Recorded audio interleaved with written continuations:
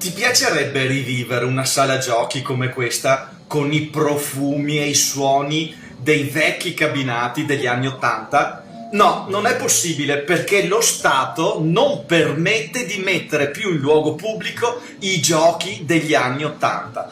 Quindi l'Italia è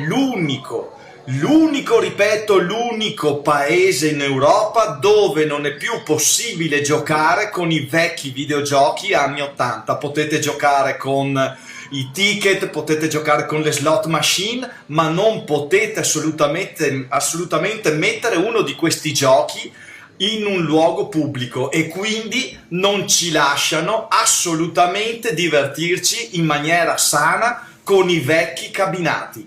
Gli unici che possono essere messi in luogo pubblico sono i flipper perché hanno una legislazione diversa dai videogiochi. Ma si può fare una cosa del genere? Facciamo qualcosa, dai cazzo, svegliamoci, riportiamo le vecchie sale giochi.